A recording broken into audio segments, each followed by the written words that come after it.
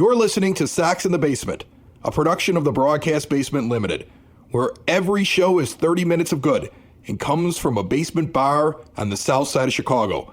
Pull up a stool, pour a cold one, and join us right now for Sox in the Basement. Heard everywhere podcasts can be found, and always at soxinthebasement.com. The White Sox doing something right here at the beginning of spring training that I predicted.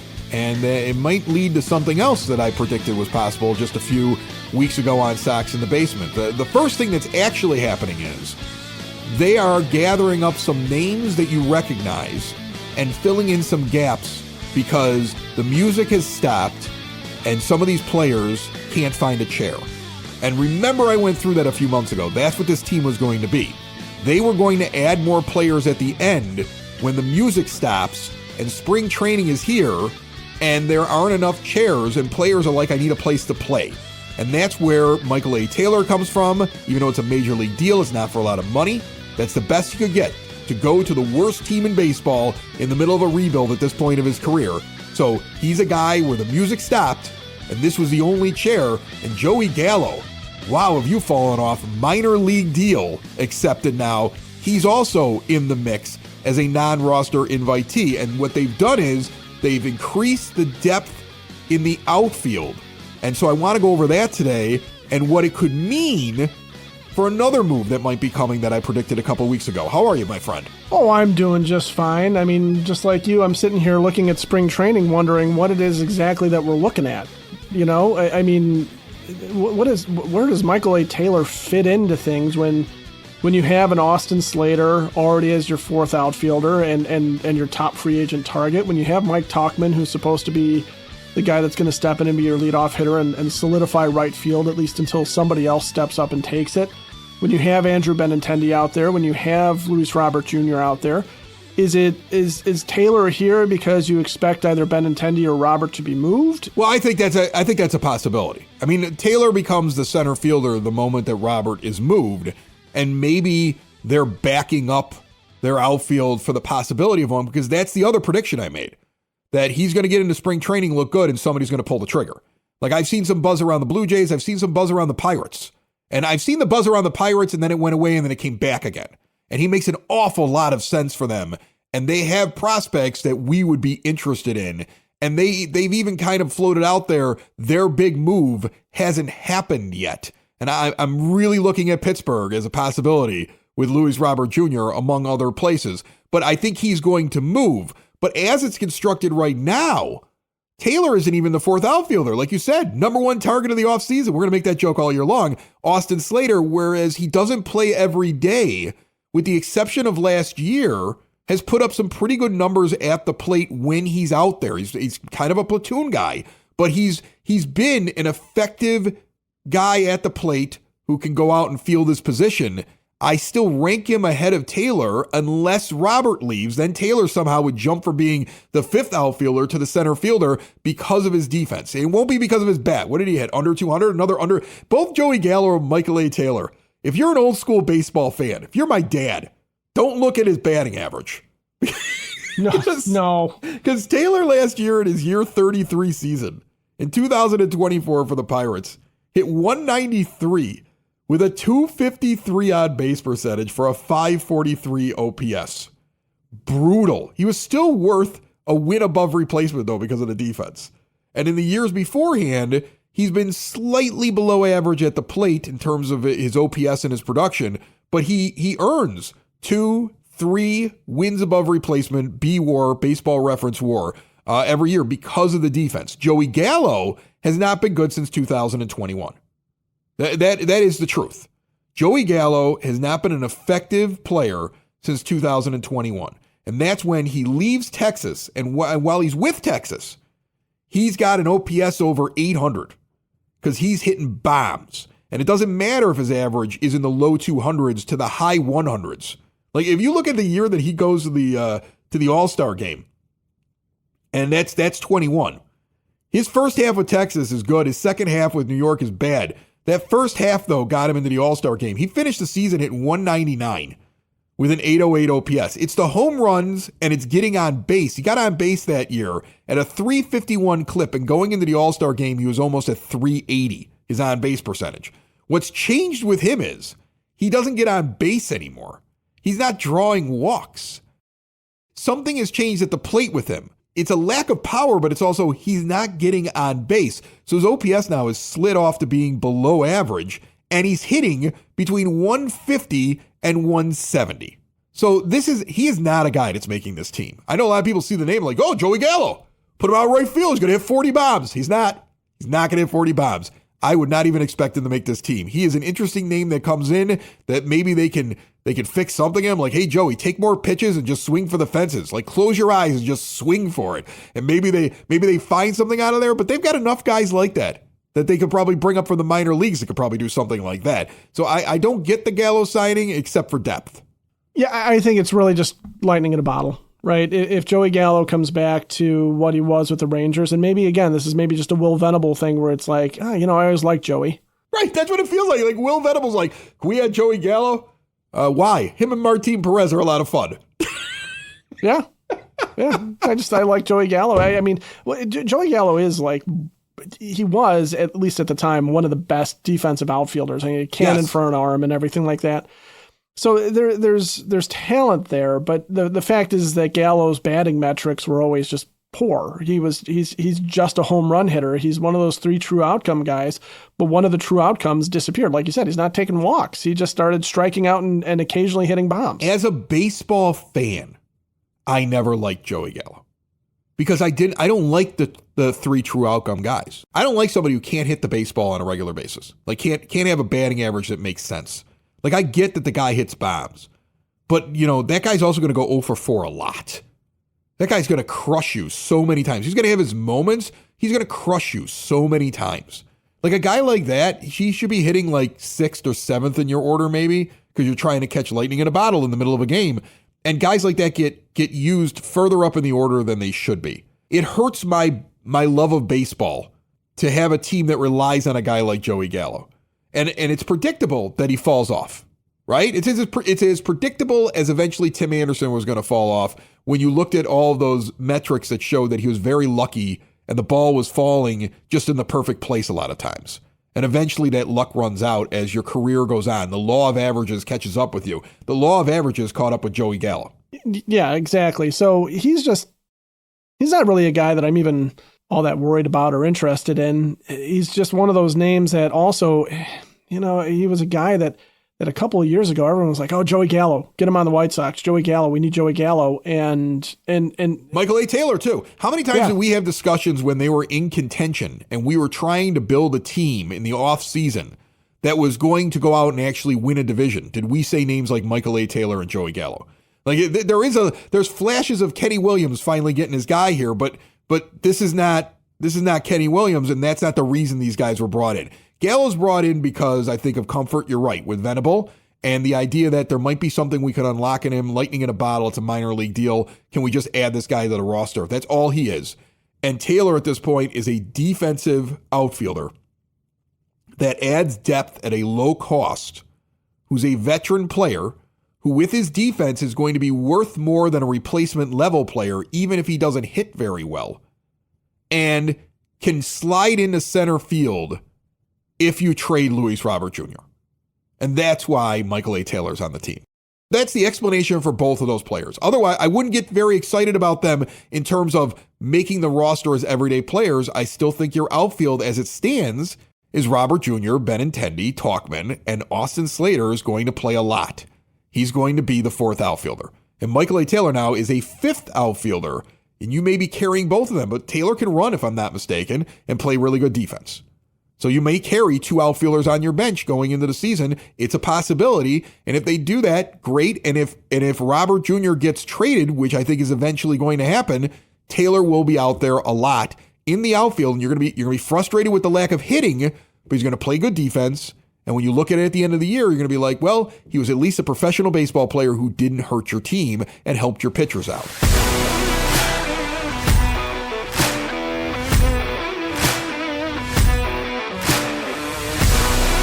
Sox in the Basement listeners, for exterior windows, doors, patio doors, and storm doors, look no further than Window and Door Superstore of Oak Forest. 'Tis the season coming up here. With spring around the corner, you want to refresh the house, get in there and see them today a half block east of 159th and Ridgeland at 6280 159th Street, where an owner is in showroom, and then there'll be one on site to answer all your questions and make sure it's done correctly. All Window and Door Superstore installers, they don't farm out the work. They've been doing it this way in Oak Forest since 1985 with all major brands, custom made, no stock items. That way you get a perfect fit. Do it right. Make sure it's being done by an expert and somebody that is right here on the South Side and has a long history of doing great work for Southsiders. Window and Door Superstore of Oak Forest. See more at windowdooroakforest.com. Let's talk a little bit about the coverage early on of spring training for the White Sox, because it's really obvious that everybody's jumping on to the big name prospects that are high up on the prospect list.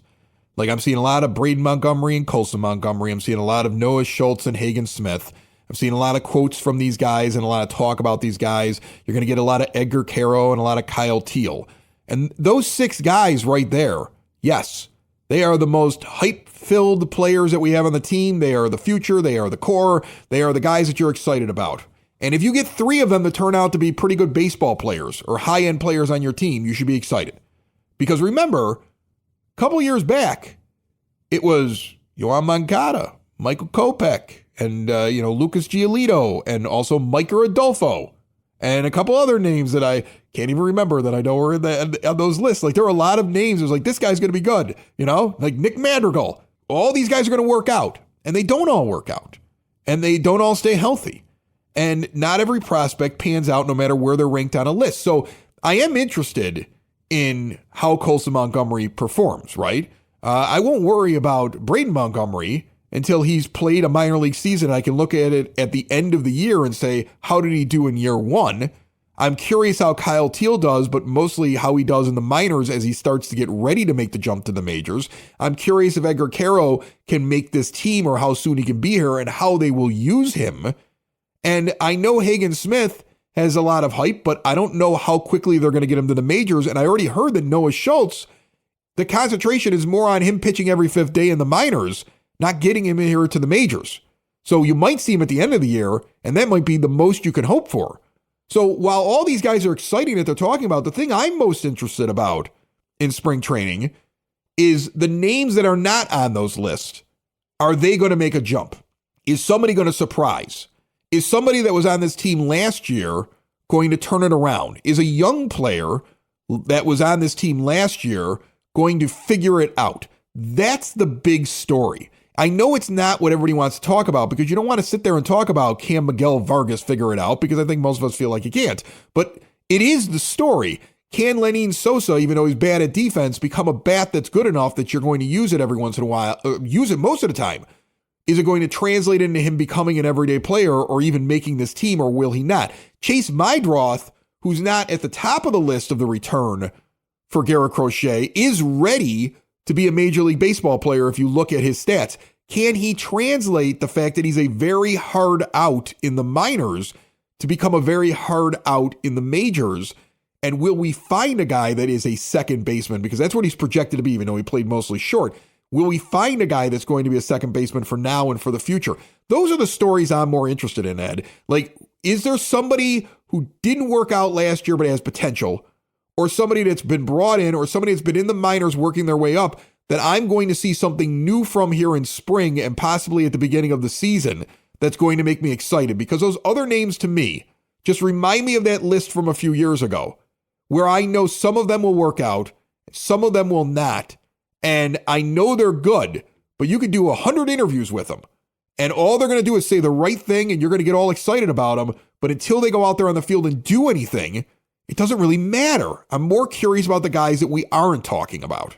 Well, and that's the story, right? And that has to be the story for this entirety of spring is, where are you going to find talent if you're the Chicago White Sox? Because you don't have enough time to build up by 1st and 2nd round picks alone. Okay, you've got some guys that are on their way up, but you don't have enough time to sit there and say, okay, we're going to make a huge splash in the draft. free agency might not be the way you're ever able to go because Jerry Reinsdorf won't spend the money, because we're not going to go out and watch a terrible product.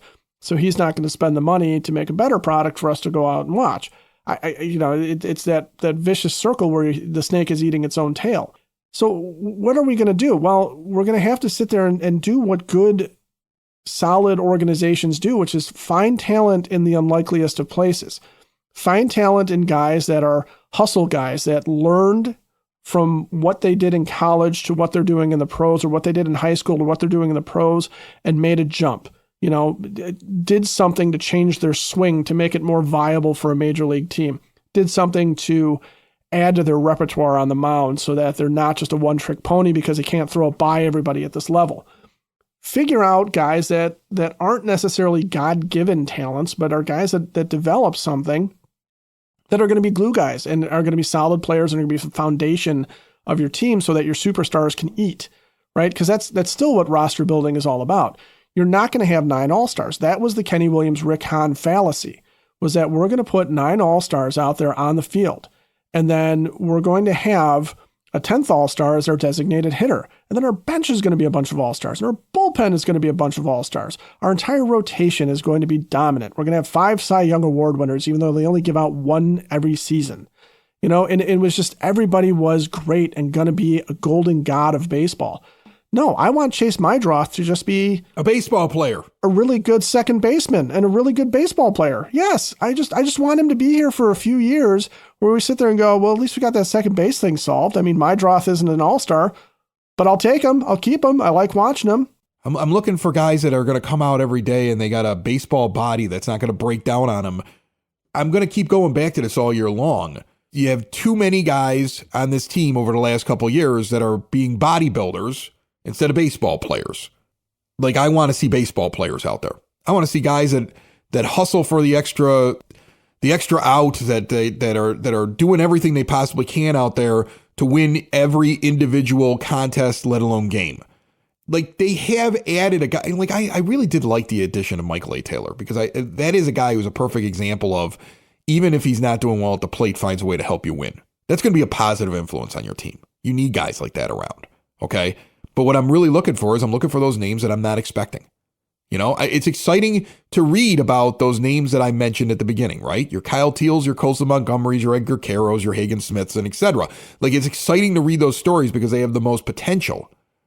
Anybody that's watched this team, though, anybody who's watched baseball long enough knows not every one of those prospects is going to work out. They're not. Mark it down right now. Of those 6 guys, you're lucky to get 3 of them to be high-end players. Of those 6, even at this point. I don't care how hyped you are about them. This is how prospects work. The jump from AAA to the majors is really hard.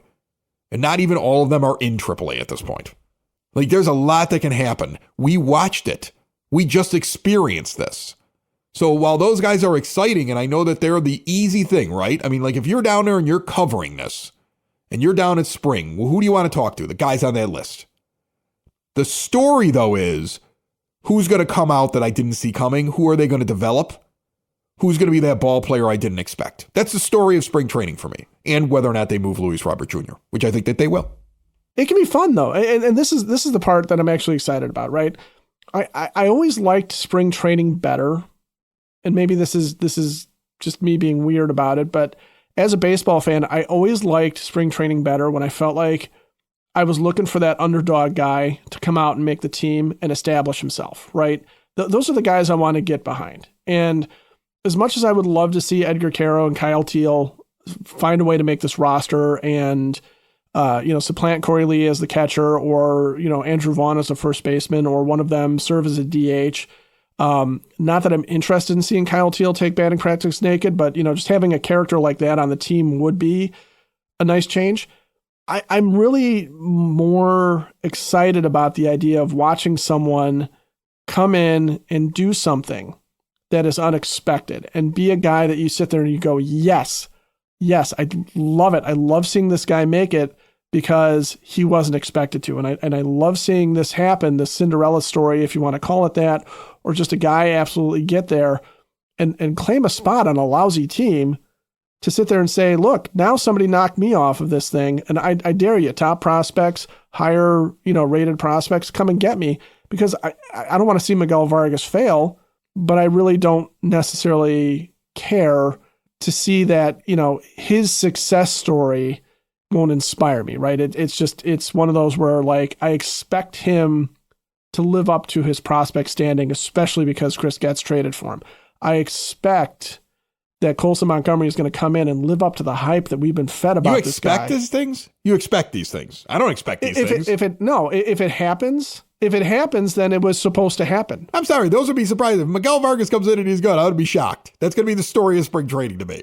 I mean, like, where did this guy come from? Because he was terrible. If Colson Montgomery comes in and he's Corey Seager suddenly after not looking like it for all of last year and starting to get people to change the comp from being Corey Seager to other comps because we're not really into him anymore and he fell off the list. That's the story of spring training. I don't expect any of that.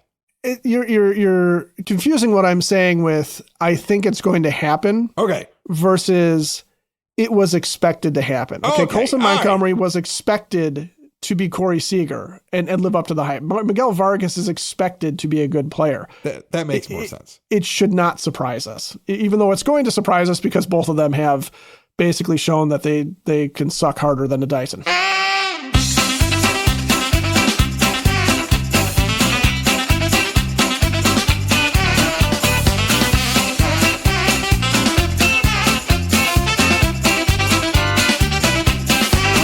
Music means only one thing. The Sox nerd Dave Marin is back on Sox in the Basement, as he is each and every week. He puts all those nuggets and trivia tidbits up on the scoreboard at the rate, and he's here brought to you by the Village of Lamont. Want to experience a downtown with real history, great eats and drinks, and green spaces filled with adventure? Visit the Village of Lamont. Shop, dine, drink, explore, and see the brand new Lamont Unlocked podcast with yours truly on there and a cast of characters as we explore Lamont. See it all at lamontdowntown.com. Nerd, what do you got for me?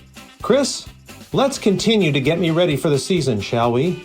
Last week, it was Josh Rojas. This week, let's take a look at Austin Slater. The Jacksonville, Florida native became the Sox' first noteworthy pickup of the offseason when he was signed as a free agent on November 20th. While primarily an outfielder, like Rojas, Slater has played all over the diamond. The only places he has not appeared are shortstop and DH. The 32-year-old right-handed hitter has played the most games, 233, in center, which should come in handy if Luis Robert Jr. is traded.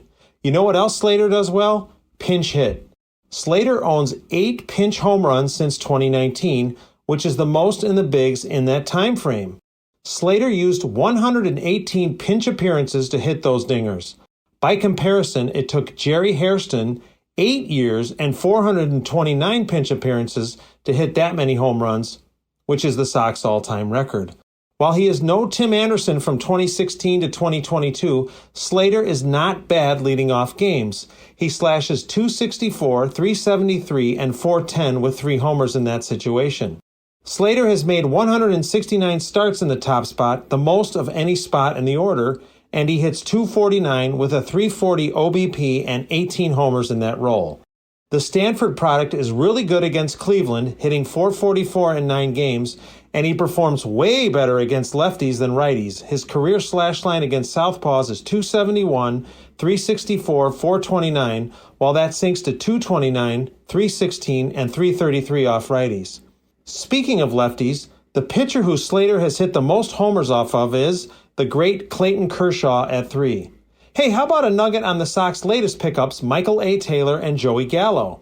Taylor joins the White Sox' Jeff Blum, the Yankees' Jim Mason, and the Red Sox' Bobby Kilty as the only players to homer in their only World Series at-bats.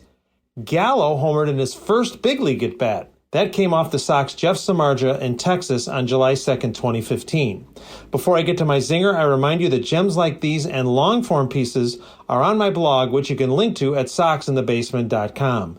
My zinger, in honor of the 20th anniversary of the World Champions, I'm going to zing frequently about that team, throwing out some gems you may not know about the 2005 Sox.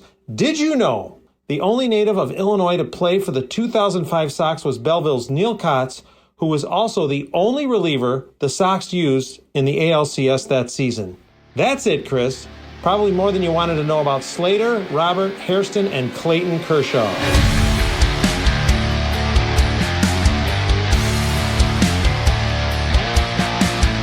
make sense of this to me, Ed. And nobody else is going to talk about this except for me. It boggles my mind, but it's like one of those things nobody else cares about. You're a general manager of a Major League Baseball team, right? We've all had a fantasy baseball team, fantasy football team. You know, we've had to deal with injury lists. Like, we've all done something. We played video games before. You know, we every one of us at some point has had to make a decision similar to this. It's a simple decision, right? You need to make room on your 40-man roster because you have signed a new player. Michael A. Taylor gets signed to a major league contract on the 11th of February. So somebody must be moved off of the 40-man roster to make room for him. Now you have two guys that are injured and that are on the 40-man. And you can move one of them to the 60-day IL, which means they're going to be on the injured list now for 60 days, and they're unavailable. But you can get them cleared off, and you can have room on your 40-man roster. Your two options are Kai Busch and Jesse Schultens. Now, the confusing thing to me is that Jesse Schultens had Tommy John surgery last year, March 1st of 2024. So you would assume he's much closer to coming back to the majors than Kai Busch, who just had it a couple days ago, right? So if you're presented with that, and I don't know what their medical reports are, but this is what boggles my mind sometimes. Would you put Kai Busch on the 60-day IL, because you know he's going to be on there a lot longer, or would you put Jesse Schultens, who's a year removed from the surgery, on the 60-day IL? Because they put Jesse Schultens on it to make room. And I just would love to ask a general manager why. Like, I know it doesn't matter. Schultens probably isn't going to be ready for a while. But, like, the logical person in me goes, put the guy on that I know is going to be out for well over a year. Right? Like, why make the weird move? Like, if you have to clear Kai Busch off your roster at some point anyway, put him on the 60-day IL, why not put the guy that just had the surgery on? You think he's going to recover in the next month?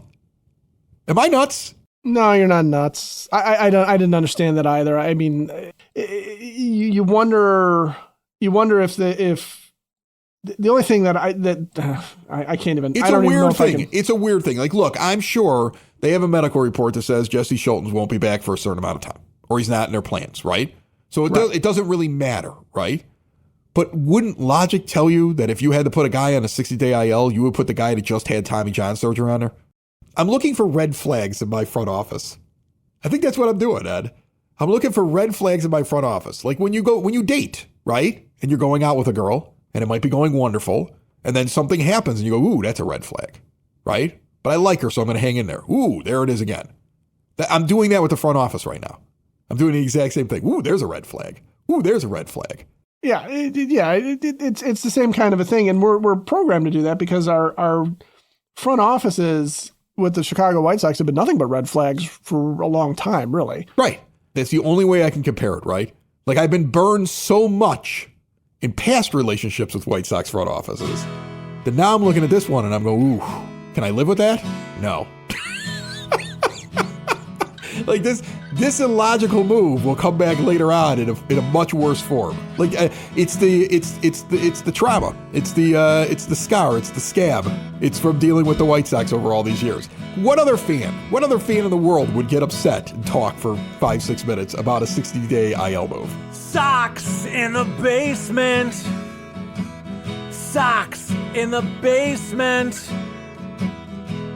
Sox in the basement. Sox in the Basement. Heard everywhere podcasts can be found and always on soxinthebasement.com.